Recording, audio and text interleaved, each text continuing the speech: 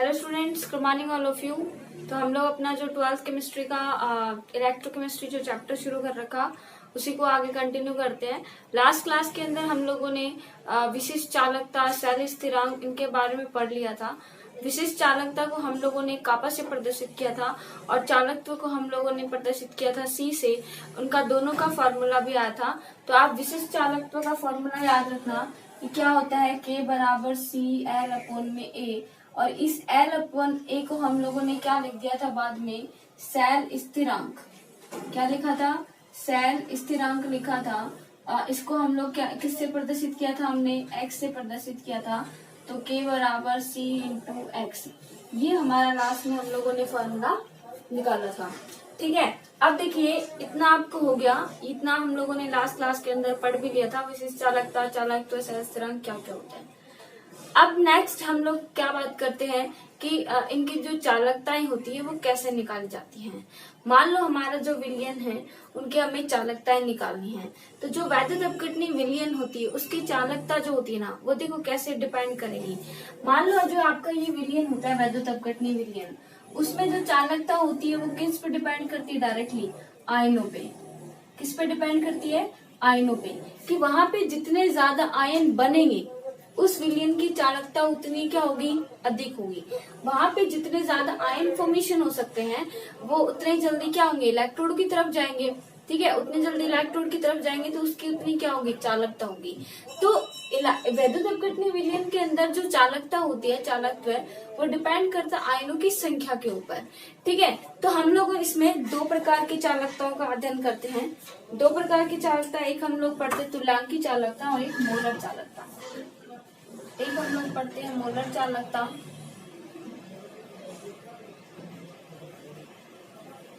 और एक हम पढ़ते हैं तुल्यांकी चालकता।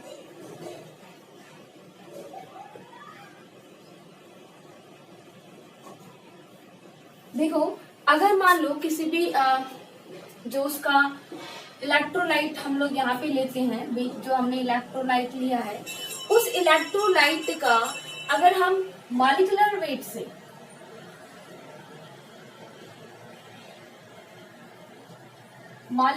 से अध्ययन करें, यानी कि अणुभार से संबंधित कुछ अध्ययन करेंगे, वो मॉलिक्यूलर वेट यानी उसका अणुभार लेके हम चालकता ज्ञात करेंगे तो वो उसकी मोलर चालकता कहलाएगी। और अगर हम उसका इक्विवेलेंट वेट यानी कि तुल्यांकी भार,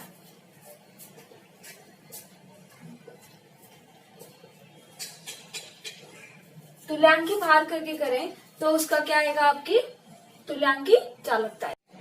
तो इस प्रकार से हमारी दोनों चालकताएं आ जाती है, मोलर चालकता और तुल्यांकी चालकता। जो मॉलिक्यूलर वेट से आएगी वो मोलर चालकता, और जिसमें हम इक्विवेलेंट वेट लेंगे वो तुल्यांकी चालकता। और फर्स्ट हम मान लो मोलर चालकता के बारे में पढ़ें।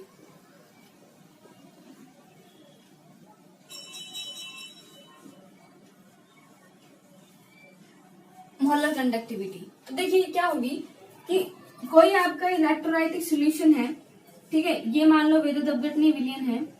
इस विलयन का एक मोल जो ग्राम पदार्थ है, एक मोल जो पदार्थ है, वो इस विलयन के अंदर कितनी कंडक्टेंस दे रहा है? उसका एक मोल पदार्थ विलयन में कितनी कंडक्टेंस या कितनी चालकता दे रहा है, वो उसकी क्या कहलाती है? आपकी मोलर चालकता। ठीक है, कि जो पदार्थ होता है वो एक मोल पदार्थ विलयन के अंदर कितनी चालकता दे रहा है, वो उसकी क्या होती है? मोलर चालकता। तो उसको हम लोग क्या बोलते हैं? हम लोग मोलर चालकता कहते हैं। अब एक मतलब हम लोग को क्या बोलेंगे? किसी भी विद्युत अपघट्य के एक मोल यानी 1 ग्राम जो पदार्थ होता है वो विलयन में कितने जो उसके द्वारा जो आयन है वो विलयन में कितनी चालकता दे रहे हैं, वो उसकी क्या कहलाएगी? आपकी मोलर चालकता। अब देखिए, मोलर जो चालकता होती है उसको इसमें हम कैप एम से प्रदर्शित करते हैं, या तो ऐसे प्रदर्शित कर सकते हो या फिर हम इसको ऐसे भी प्रदर्शित करते हैं। तो ये दोनों फॉर्म में ही लिखा जाता है, तो कंफ्यूज मत हो जाना।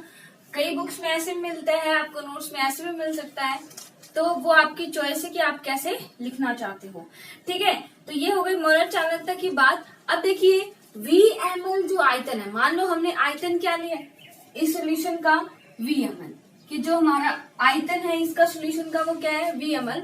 तो VML जो आयतन होता है उसमें विद्युत अपघट्य के जो एक जो मोल होता है अगर वो गुला हो, मान लो इस पूरे विद्युत VML आयतन है, इसमें जो आपका विलेय का जो मोल है वो कितना गुला है, 1 मोल। ठीक है, तो उस टाइम पे जो आपका लैम्डा एम, इसको मैं ऐसे बोल सकती हूँ, ऐसे तो कैप एम बोल सकते हैं इसको, अगर वो होगा तो वो बताना है क्या होगा, वो होगा आपकी कापा इंटू वी। अभी कापा आपका मैंने आपको इसलिए बताया था कि कापा आपकी क्या होगी, विशिष्ट चालकता होगी, तो कापा इंटू क्या हो जाएगा, वी। अब हमें क्या निकालना पड़ेगा, वी निकालना पड़ेगा। तो हम लोग जो मोलर चालकता लेते हैं तो उसमें टर्म लेते हैं मोलरिटी। मोलरिटी क्या होती है कि जो आपका 100 ml जो भी आपका मतलब विलियन होता है, उस विलियन के अंदर कितने जो विलेय के मोल घुले हुए हैं। ठीक है, तो जो आयतन है तो हम लोग मोलरिटी को क्या लिख सकते हैं भाई, आपका जो विलेय का जो भार होता है अपॉन में जो उसका आयतन है, तो हम इसको ट्रांसफर करें तो ऐसे आ सकता है ये, तो ये क्या बन जाएगा उसके बाद, तो V बराबर जो आपका आ जाता है वो आ जाता है कि 1000 अपॉन में m। यदि हमने ml के अंदर लिया है, ml है तो 1000 मिलीलीटर हो जाएगा, लीटर की जगह, तो 1000 ml जो हो जाएगा वो आपका हो जाएगा कि जो VML आयतन होगा उसके अंदर जो उसकी जो मोलर चालकता होगी वो कापा इंटू वी हो जाएगा, और जो आपका V हो जाएगा उसका हो जाएगा 1000 अपॉन में m। तो अब यहाँ से लैम्डा m क्या निकाल सकते हो, लैम्डा m बराबर कापा इंटू 1000 अपॉन में m।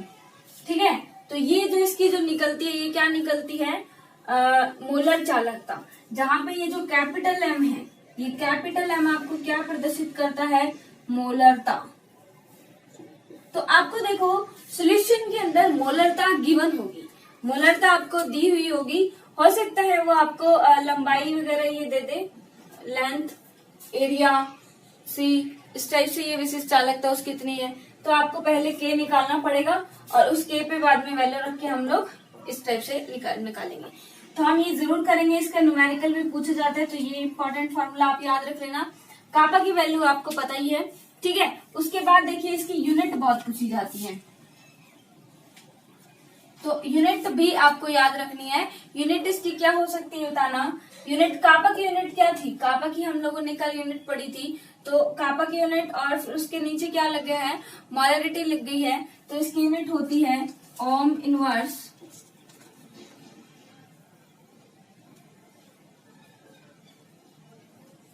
ठीक है, इसकी यूनिट होती है ohm inverse centimetre square mole inverse. ठीक है, और ओम इनवर्स को हम सीमेंस भी लिखते हैं, तो कई बार सीमेंस ठीक है, सीमेंस ऐसे मिलेगा, और आपको सेंटीमीटर स्क्वायर और मोल इनवर्स ये भी मिलती है, तो आप दोनों के अंदर ये यूनिट याद रख लेना। ठीक है, तो ये हमारी क्या होगी, मोलर चालकता की एक मोल जो पदार्थ है वो उसके जो आयन है वो उस विद्युत अपघट्य विलयन के अंदर कितने चालकता देंगे, वो उसको क्या कहलाएगा, मोलर चालकता, जिसको हम लैम्डा m से प्रदर्शित करते हैं। वो होता है कि K इंटू वी, अगर VML आयतन में घुला हुआ है तो फिर V की वैल्यू अगर हम लोग देखें तो 1000 अपॉन में m, मोलरिटी विलयन मानते हैं, तो K इंटू 1000 अपॉन में m, और ये इसकी यूनिट। ठीक है, अब हम लोग नेक्स्ट पढ़ेंगे तुल्यांकी चालकता। ये अपनी हो गई मोलर चालकता। नेक्स्ट जो हमारा है वो आएगा हमारा तुल्यांकी चालकता।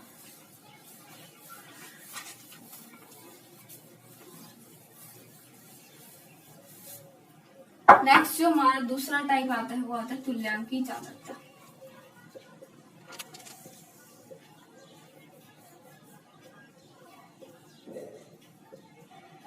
अब तुल्यांकी चालकता के बारे में हमने क्या बताया कि ग्राम तुल्यांक में अगर हम लोग बात करें तो ग्राम तुल्यांक की बात करेंगे तो वो किसके अंदर आएगी, तुल्यांकी चालकता के अंदर। तो अगर हम तुल्यांकी चालकता की बात करें तो तुल्यांकी चालकता क्या होती है कि किसी भी विद्युत अपघट्य का जो 1 ग्राम तुल्यांकी जो भार होता है, अगर उसको हमने VML विलयन के अंदर करा है और उसको 1 सेंटीमीटर दूरी पे रखी इलेक्ट्रोड है, उनके बीच में मान लो हमने विद्युत अपघट्य डाल दिया, तो उस टाइम पे जो विद्युत अपघट्य के जो आयन द्वारा उत्पन्न हुई जो चालकता होगी वो क्या होगी, आपकी तुल्यांकी चालकता। फिर से समझिए, देखिए कि हमने क्या किया, ये हमने इसके अंदर हमने जो भी कंटेनर लिया है वो ये है, इसके अंदर मान लो ये इलेक्ट्रोड है। अब ये इलेक्ट्रोड कितनी दूरी पर रखे गए हैं, 1 सेंटीमीटर दूरी पर रखे गए हैं, ठीक है, 1 सेंटीमीटर दूरी पे रखे।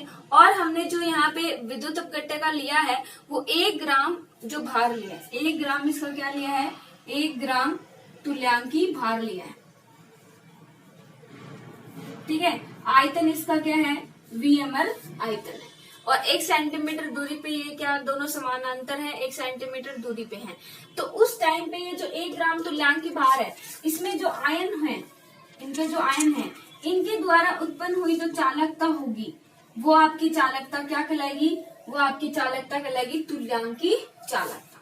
वो आपकी चालकता क्या कहलाएगी, तुल्यांकी चालकता। Is that clear. अब देखिए तुल्यांकी चालकता को वही हम लोग किससे करेंगे, ई से प्रदर्शित, या फिर आप लोग लैम्डा ई से प्रदर्शित करोगे। कैप ई लिख सकते हो या फिर आप लोग लैम्डा ई भी लिख सकते हो, ठीक है, कैप ई या फिर लैम्डा ई। अब देखिए तुल्यांकी जो चालकता होती है उसको हम लोग विशिष्ट चालकता से भी मतलब कोरिलेट कर सकते हैं, संबंधित कर सकते हैं। देखिए कैसे, आपको बता दूं तुल्यांकी चालकता में क्या हुआ, 1 सेंटीमीटर आयन है, 1 ग्राम तुल्यांक है। और कल मैंने आपको विशिष्ट चालकता जो बताई थी कापा वाली, वो उसके अंदर भी मैंने आपको क्या बताया था कि विशिष्ट का मतलब क्या होता है, जब हम लोग सब चीजों को एक यूनिट में ले लेते हैं तो उसमें जो भी कंडक्टेंस हो जाती है वो क्या आ जाती है, आपकी विशिष्ट के अंदर काउंट हो जाती है। तो अगर हमने यूनिट आपने यूनिट के अंदर ले लिया, जैसे 1 सेंटीमीटर, 1 ग्राम, 1 ml मिलियन, इतना अगर आपने ले लिया तो वो क्या आ जाएगा आपका तुल्यांकी चालकता किससे कोरिलेट हो जाएगी, विशिष्ट चालकता से। तो विशिष्ट चालकता की क्या डेफिनेशन जाएगी कि मान लो 1 सेंटीमीटर दूरी पर रखे इलेक्ट्रोड के मध्य 1 सेंटीमीटर क्यूब, यहाँ पे हम लोग आयतन भी हमने क्या ले लिया, एक ही ले लिया, 1 सेंटीमीटर क्यूब में हमने 1 ग्राम तुल्यांकी भार 1 सेंटीमीटर दूरी पे रखे इलेक्ट्रोड्स को भरा है। तो उस टाइम पे इनके जो आयन के द्वारा उत्पन्न हुई चालकता होगी वो चालकता आपकी क्या कहलाएगी, विशिष्ट चालकता कहलाएगी। और वो चालकता तुल्यांकी चालकता की भी क्या होगी, बराबर होगी। तो विशिष्ट चालकता को हम लोग किसके बराबर लिख सकते हैं, तुल्यांकी चालकता के बराबर भी लिख सकते हैं, ठीक है। इतना समझ आया है ना। अब हम लोग क्या कर सकते हैं कि जो हमारी विशिष्ट चालकता होती है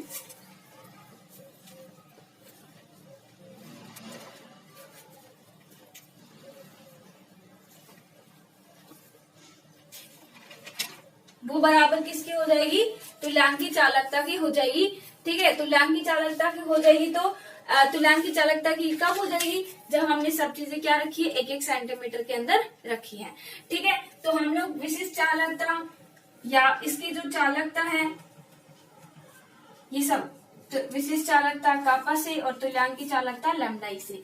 ये चीज कब है, ये चीज कब है कि उसकी चालकता, विशिष्ट चालकता, तुल्यांकी चालकता तीनों चीजें बराबर कब है, जब हमने 1 सेंटीमीटर दूरी पे तो इलेक्ट्रोड रखे हैं, है ना, और उसके अंदर 1 सेंटीमीटर क्यूब यानी कि जो आयतन है वो भी उतना ही लिया है, यूनिट में लिया है। और जो हमने विद्युत अपघट्य जो पदार्थ है वो भी हमने 1 ग्राम तुल्यांकी भार लिया है। तो उस टाइम पे जो उसकी जो चालकता कहलाई वो हमारी विशिष्ट चालकता, तुल्यांकी चालकता या चालकता कहलाती है, ठीक है। अब हम लोग वही बात करते हैं, इसका भी फार्मूला निकालते हैं।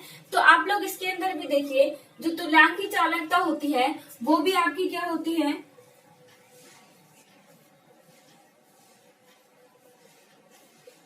अब देखो आपको भी पता है कि आपको 1 ml विलियन में बनाना विलियन पॉसिबल नहीं है। अगर आपने आयतन 1 ml लिया है, हमने तुल्यांकी चालकता बराबर विशिष्ट चालकता कब की है, जब हमने 1 ml आयतन लिया है।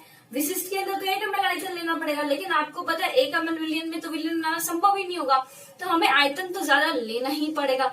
तो हम लोग क्या करते हैं, तुल्यांकी चालकता जो है उसको कैसे निकालेंगे कि जो विशिष्ट चालकता है उसको उसके आयतन से अगर मल्टीप्लाई कर देंगे तो जितना भी आयतन हमने लिया है, 100 लिया है, 1000 लिया है, तब उसकी जो चालकता आ जाएगी वो क्या आ जाएगी, तुल्यांकी चालकता के बराबर हो जाएगी, ठीक है। तो तुल्यांकी चालकता बराबर क्या हो जाएगा, K इंटू V हो जाएगा आपका, ठीक है। तो जो लैम्डा ई होता है वो क्या हो जाएगा, K इंटू V। V को हमने किसके अंदर लिए हैं, ml के अंदर लिया है। तो वही अब यहाँ पे जो हम लोग लेते हैं तुल्यांक लेते हैं, ग्राम तुल्यांक, तो आपको पता होगा 11th क्लास में, और इसके भी आपने 12th में भी सेकंड चैप्टर के अंदर मैंने आपको पढ़ाया था, फॉर्मलता, नॉर्मलता, मॉलरता, मोलरता, ये सारी चीजें पढ़ाई हैं सेकंड चैप्टर में। तो तुल्यांक वाला जो होता है वो किस में निकालते हैं हम लोग, नॉर्मलता में। ठीक है, तो हम लोग यहाँ पे क्या टर्म यूज लेंगे, v बराबर 1000 अपॉन में n, जहाँ पे n आपका क्या हो जाएगा, नॉर्मलता। तो बताना जरा इसका फॉर्मूला क्या बन जाएगा, लैम्डा ई बराबर k इंटू 1000 अपॉन में n। ठीक है, अब ये तो हो गया लैम्डा ई का, और आपका जो लैम्डा m था उसका फॉर्मूला क्या था, k इंटू 1000 अपॉन में m। तो याद रखना, जब आप क्या लेते हो, इक्विवेलेंट वेट, तुल्यांकी चालकता जब लेते हो, तो आपका क्या होता है, 1000 गुणा n होता है ना, 1000 अपॉन में n। और जब आप मोलर चालकता लेते हो तो 1000 गुणा m, यानी कि तुल्यांकी के अंदर हम लोग नॉर्मलता टर्म यूज करते हैं, और मोलर चालकता के अंदर हम लोग मोलरता का टर्म यूज करते हैं। ठीक है, तो आई होप तुल्यांकी चालकता, मोलर चालकता आपको समझ आ गई हो। फिर से नहीं आई तो देखिए डेफिनेशन है, 2 फॉर्मूले आपको याद रखने हैं, ये वाला फॉर्मूला और ये वाला फॉर्मूला आपको याद रखना है। ठीक है, इन दोनों फॉर्मूले को आपको याद रखना, इनसे क्या होते हैं, न्यूमेरिकल कई बार पुट अप हो जाते हैं। मैं आपको न्यूमेरिकल भेज दूंगी, इनसे रिलेटेड जो है वो आप करके देख लेना। ठीक है, वरना हम लोग कल की क्लास के अंदर इसके न्यूमेरिकल्स और पढ़ेंगे, एक बार ये खत्म हो जाता है पूरा। ठीक है, अब देखिए तुल्यांकी चालकता हो गई हमारी, और ये कौन सी चालकता हो गई, मोलर चालकता भी हो गई। अब इन चालकताओं की जो गणना होती है ना, वो हम लोग किसके अंदर करते हैं, व्हीटस्टोन ब्रिज होता है। ऐसा पूछे जाते हैं कई बार कि इन चालकताओं का अध्ययन कैसे किया जाता है, मेजर कैसे किया जाता है, तो व्हीटस्टोन ब्रिज या व्हीटस्टोन सेतु के अंदर इनका हम लोग अध्ययन या जो गणना वगैरह कैलकुलेशन करते हैं। ठीक है, फिर अगर हम लोग नेक्स्ट टॉपिक देखें तो जो चालकत्व है हमारा, ठीक है, इन चालकत्व पे जो तनुता का क्या इफेक्ट पड़ता है। ठीक है, नेक्स्ट जो हमारा टॉपिक आता है कि जो हमारी जो चालकत्व है, चालकता आ रही है, उन चालकता पे डाइल्यूशन का क्या इफेक्ट है। तो आपको कंसंट्रेटेड और डाइल्यूट का मतलब तो पता होगा कि कंसंट्रेटेड क्या होता है, डाइल्यूट क्या होता है।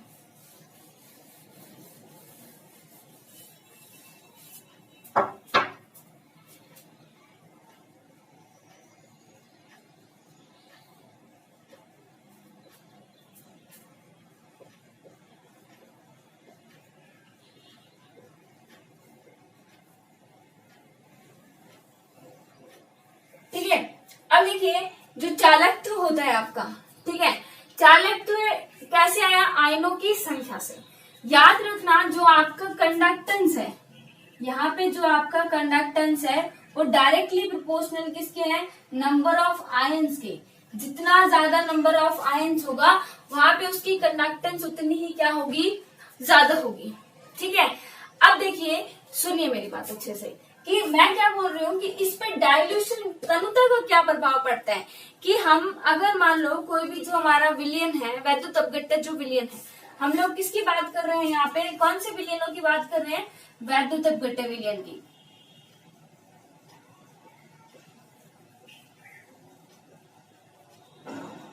तो वैद्युत अपघट्य विलयन में अगर हमने डाइल्यूशन कर दिया, तनुता कर दी, तो उसके चालकत्व पे क्या प्रभाव पड़ेगा। तो सबसे पहले तो आपको ये पता होना चाहिए तनुता का मतलब क्या हो रहा है यहाँ पे। देखिए एक तो होता है कंसंट्रेटेड सॉल्यूशन और एक आता है आपका डाइल्यूट सॉल्यूशन। कंसंट्रेटेड सॉल्यूशन का मतलब क्या होता है, कंसंट्रेटेड का मतलब होता है कि आपके विलय के मोल क्या होते हैं, ज्यादा। ठीक है, विलय के मोल क्या हो, ज्यादा। अगर विलय के मोल ज्यादा होंगे दैट मीन्स कंसंट्रेटेड सॉल्यूशन है। और हमने अब क्या किया, उसके अंदर पानी मिला दिया, है ना, उस सॉल्यूशन में हमने बहुत ज्यादा पानी मिला दिया, तो पानी की क्वांटिटी क्या होती जाएगी, ज्यादा होती जाएगी। और पानी की क्वांटिटी यानी कि जब हमने उसके अंदर पानी की क्वांटिटी इंक्रीज कर दी, इसका मतलब हमने वो सॉल्यूशन कैसा बना दिया, डाइल्यूट। तो तनुता का मतलब ही क्या होता है कि हम लोग उस सॉल्यूशन के अंदर पानी की मात्रा क्या करते जाएं, डालते जाएं। Is that clear. तनुता का मतलब भी क्या होता है कि हम लोग उस विलयन के अंदर क्या डालते जाएं, पानी की मात्रा डालते जाएं। पानी की मात्रा जितनी ज्यादा, इसका मतलब विलयन उतना ही क्या बनता जाएगा, आपका तनु बनता जाएगा। अब आपको बताया था मैंने कि जो वैद्युत अपघट्य जो पदार्थ होते हैं वो दो प्रकार के होते हैं। अब दोनों प्रकार पे अलग अलग प्रकार से प्रभाव पड़ेगा। एक आपका होता है प्रबल विद्युत अपघट्य,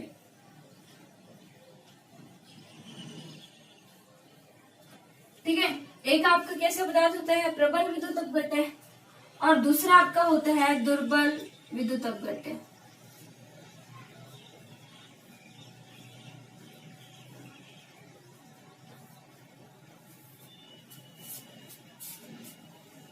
अब इन दोनों में मैंने डेफिनेशन क्या बताई थी कि प्रबल विद्युत अपघट्य वो पदार्थ होते हैं जो अपने आयनों में पूर्णता क्या हो जाते हैं, जिनका आयनन क्या होता है वो पूर्ण, यानी उनका पूर्णता आयनन हो जाता है, उनका कंप्लीटली वो अपने आयनों में विभाजित हो जाते हैं। जैसे मान लो मैंने आपको बताया था कि जो HCl होता है वो स्ट्रॉन्ग के अंदर आता है तो H प्लस और Cl माइनस में टूट जाता है। तो मान लो मैंने इसके 100 लिए तो ये भी 100 और ये 100, मतलब पूरे के पूरे अणु बनेंगे। यहाँ पे 100 HCl के हैं तो 100 H और 100 Cl बनेंगे, ठीक है। अब मैंने ये तो क्या बताया था, कंप्लीटली वो क्या हो जाता है, डिसोशिएट हो जाता है, पूर्णतः उसके अणु बन जाते हैं। यानी कि आप लोग एक बात सोच के देखना, प्रबल विद्युत अपघट्य है तो वो जितने आयन बनाने होंगे उतने बन जाएंगे, क्योंकि वो पूर्णतः टूटेगा ही, ठीक है। तो उनमें क्या होता है, उनकी जो हम लोग बात करें उनमें आयन बनाने की जो कैपेसिटी वो ज्यादा है, क्योंकि वो पूर्णतः आयनों में डिवाइडेड है। अब पूरे उनके आयन बन जाएंगे तो इनकी जो कंडक्टेंस या हम लोग बोल सकते हैं चालकता, वो चालकता क्या होती है, अधिक। इनकी चालकता पहले से क्या है, अधिक। अब मुझे बताना, मैंने इसके अंदर पानी डाला, मान लो मैंने इसके अंदर पानी डाला इसको डाइल्यूट करने के लिए, तो पानी डालने से क्या फर्क पड़ेगा, कुछ फर्क नहीं पड़ेगा, क्योंकि इसका तो जो 100 अणु थे वो पहले से पूरे के पूरे टूटे हुए, वो टूटे हुए, उससे कोई इफेक्ट नहीं पड़ता, ठीक है। तो जो प्रबल विद्युत अपघट्य उसके अंदर आप क्या लिख सकते हो कि प्रबल विद्युत अपघट्य में जो आपके आयन्स होते हैं वो कंप्लीटली क्या होते हैं, अपने आयनों में विभाजित हो जाते हैं, यानी उनका आयनन जो होता है वो पूर्ण होता है। तो पूर्ण आयनन की वजह से वो अपने आयनों में पूर्णतः विभाजित हुए रहते हैं। इसलिए अगर हमने और डाइल्यूट उसको कर भी दिया तो उसके आयनन पे कोई प्रभाव नहीं पड़ेगा, क्योंकि वो तो पहले से ही क्या है, पूरे आयनों में भी क्या है, विभाजित है, तो उनकी चालकता पे कोई स्पेशल इफेक्ट नहीं पड़ता है, ठीक है। ये तो बात किसकी हो गई, प्रबल विद्युत अपघट्य की, यानी कि इन पे जो तनुता अगर हमने की तो तनुता का कोई इफेक्ट नहीं होगा, इस पे चालकता पे। अब अगर हम नेक्स्ट बात करें किसकी, दुर्बल विद्युत अपघट्य की, तो दुर्बल विद्युत अपघट्य में हम लोग क्या बोला था कि जिनका अपूर्ण आयनन हो,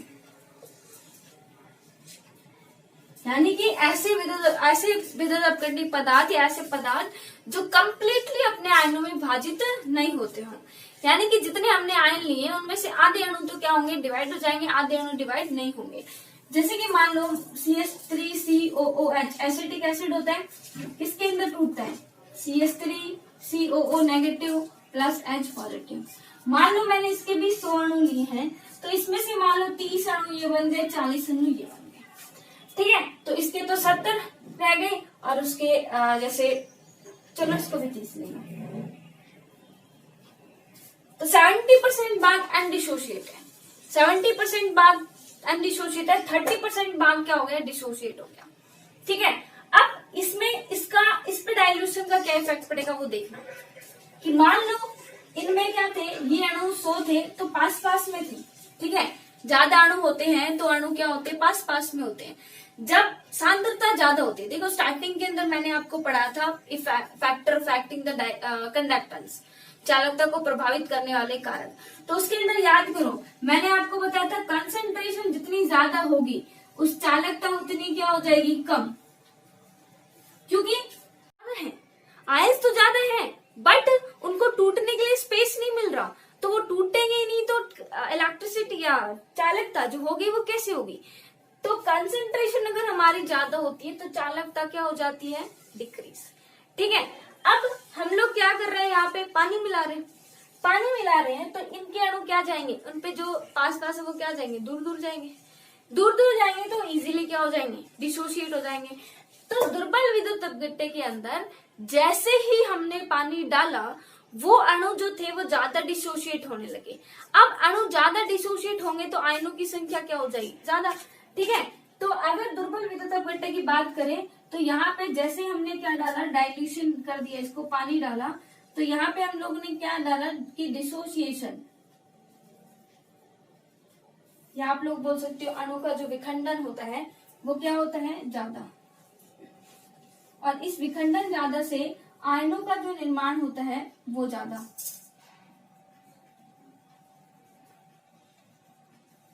और आयनों का निर्माण ज्यादा होगा तो चालकता भी ज्यादा। ठीक है, तो प्रबल और दुर्बल का समझ आया। प्रबल विद्युत अपघट्य के अंदर जो आपका ये है आयनन कंप्लीटली पहले से ही हो जाता है, इसलिए वहां पे हम डाइल्यूशन कर दो चाहे कोई फर्क नहीं पड़ता। लेकिन अगर हम बात करें दुर्बल विद्युत अपघट्य में तो वहां पे उनका आयनन क्या नहीं होता, पूर्ण पहले से नहीं होता है, अपूर्ण आयनन होता है। इसलिए अगर वहां पे हमने डाइल्यूशन डाला यानी पानी डाला तो उनकी चालकता पे प्रभाव पड़ता है। तो इसके अंदर HCl मान लो, H2SO4 मान लो, HNO3 मान लो, ये सारे स्ट्रॉन्ग होते हैं। और दुर्बल के अंदर CH3COH हो गया, CH3CO1H4 हो गया, ये हमारे क्या होते हैं, दुर्बल होते हैं। तो इन पे हम लोग जितना डाइल्यूशन करेंगे उसका, उसकी जो चालकता होती है उतनी क्या होती जाएगी, ज्यादा होती जाएगी। ठीक है, इतना समझ आ गया। ओके, अब देखिए नेक्स्ट अगर हम बात करें तो देखिए नेक्स्ट इसके अंदर इसी का है कि इनमें जो दुर्बल प्रबल विद्युत अपघट्य में इनका जो हम लोग इनकी जो विलयन चेंज करते हैं तो इनकी कंडक्टेंस किस प्रकार से प्रभावित होती है, किस प्रकार से क्या होता है। ये जो पूरा डिस्कवरी था, इसको पूरा अध्ययन था, वो कोलराउस ने किया था और उसने अपना फिर नियम भी दिया। तो कोलराउस नियम है, बड़ा नियम है, स्टार्ट करूंगी तो खत्म नहीं होगा, लंबी बहुत क्लास में जाएगी, तो आपको वो नेक्स्ट क्लास के अंदर करवाती हूँ। इतने आप ये 2 डेफिनेशन, 2 फॉर्मूले और डिफेक्ट ऑफ डायलेशन, स्ट्रॉन्ग का, ये दुर्बल का, स्ट्रॉन्ग इलेक्ट्रोलाइट, वीक इलेक्ट्रोलाइट, दोनों का आप अच्छे से याद कीजिए। ठीक है, आगे हम लोग मिलते हैं नेक्स्ट क्लास के अंदर।